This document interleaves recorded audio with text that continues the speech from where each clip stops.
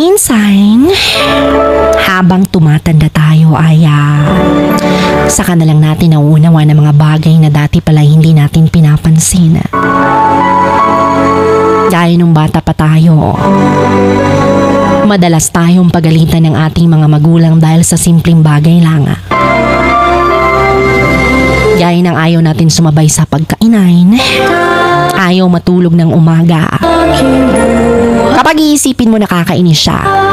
Pero ngayon habang tumatanda tayo, bigla mo na lang marirealize na may mas malalim palang dahilan kung bakit nila ginawa iyon. Kain ng pagkain ng kasama sila.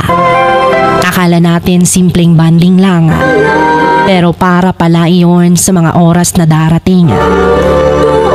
Yung ikaw na lang mag-isa ang kakain. Yung nasa trabaho ka o nasa malayo sila, hindi mo na mararanasan ang sama-samang pagtatawa at pagkukwentuhan habang kumakain kayo. Maraming oras na halos wala ka ng panahong maghapunan na ng maayos. Dahil puro fast food. Minsan nga noodles na lang para matapos na agad. Yung pagtulog ng umaga, dati halos lahat gagawin mo para makalusot at magpuyata. Pero ngayon sobrang dami ng trabaho, obligasyon, responsibilidad, at halos manlimos ka na ng tulog dahil hindi sapat ang tulog mo. Gigising ka ng pagod at hindi mo namamalaya na wala palang pahinga ang katawan mo. Tuloy-tuloy ang pagod na parang walang katapusan. Yung bang feeling na pag-absent sila sa special occasion mo, mararamdaman mo ang sakit. Yung bang maiisip mo kung bakit hindi nila kaya mag-present sa special occasion mo. Naiintindihan mo na ngayon.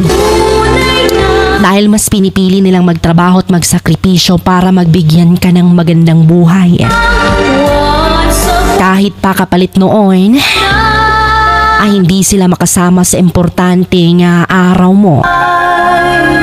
Mga kaibigan, yun pala yun. Gusto nilang mabigyan ng mas magandang kinabukasan at oportunidad na sila mismo ay hindi naranasan iyon. Ang hirap pala nga tumanda. Tuloy-tuloy ang oras at minsan, hindi mo na namamalaya na palungkot ng palungkot ang mundo mo. Puro trabaho, responsibilidad, at kaunti na lang panahon para sa sarili mo. Pero siguro, sa ganitong panahon, natututunan natin ang magpahalaga ng oras. Ang pagkakataong kasama natin ang mahal natin sa buhay. Mga kaibigan, huwag nating kalimutang huminga. Huwag kalimutang balikan ang mga araw na binibigyan tayo ng pagmamahal at gabay.